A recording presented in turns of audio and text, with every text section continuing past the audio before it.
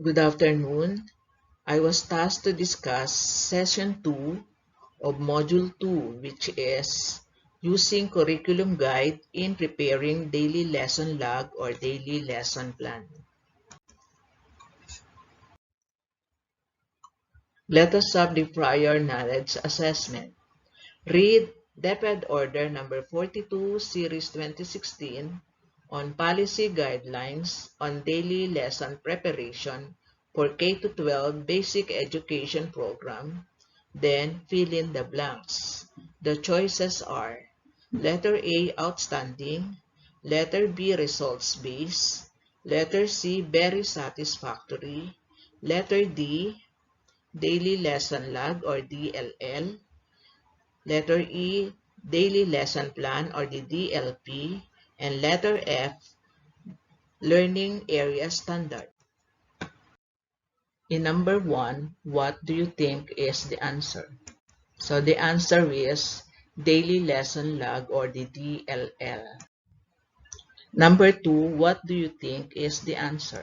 So the answer is the daily lesson plan or the DLP. How about number 3? The answer is results-based. And the last number, what do you think is the answer? The answer is learning area standard. So the key topic number 1, the learning codes. As a newly hired teacher, you are asked to make a detailed lesson plan for the subject assigned to you on the first week of the first quarter. Your principal asks you to use the learning codes in budgeting the activities and in unpacking the learning competencies. Let us have key topic number 1, the learning codes. There are things that you must consider in understanding the learning codes. Remember that the learning code in every subject contains letters and numbers that corresponds to the subject and grade level, abbreviation of the quarter title, quarter number, the number of weeks, and its order, and competency number. So let us study the sample curriculum guide in science. So we have S3 MT-1 A to B-1. So let us have, for the subject, you have S for science, grade level 3, subject title, MT, which is for matter. Quarter, you have quarter 1 or first quarter. Weeks, A-B, so that means first and second week. Learning competency number, competency 1. So we have the required task 1, mentor-mentee collaboration. How will the learning code help you in planning your lesson? Please discuss your answer with your mentor and list down some collaborative points that emerge in your discussion. Include in the instructions that they will refer to the learning code above for this activity. So you have 3 columns, worksheet, you have the question, answer, the possible answer, and then you have the mentor-mentee collaborative points. So for question number 1, what is the learning competency to be taught for that week? Number 2, how long do you have to teach the lesson? And number 3, why do you think this particular competency will be taught in 2 weeks? For question number 4, how will you unpack the learning competency? Number 5, What guides you in unpacking the learning competency, how and why? And the last question, what assessment can be done at the end of the 2-week lesson? Required task 2. Complete the table. As a newly hired teacher assigned in a multi-grade school, it is very important that you can easily see the relevance of the learning codes to the subject and grade level you are teaching. Remember that a multi-grade teacher handles more than one grade level at the same time. To further enhance your skills, unpack the learning code listed below. Processing questions. Number 1. How important are the learning codes to you as a teacher? Answer in a minimum of 20 words. Number 2. How can the learning code help a teacher in budgeting the learning competencies and planning the lesson for a subject? Answer in a minimum of 20 words. Required task 3. Filling out a DLL template portfolio output. So you will be asked to fill out parts 1 to 3. Part 1 is the objectives, where the content standard, performance standards, and the learning competencies will be taken from the curriculum guide. Part 2 is the content. Part 3, the learning resources, which can be references like teacher's guide, learner's material, textbook, and additional materials taken from the learning resource portals. And letter B, other learning resources. Part 4, the procedures.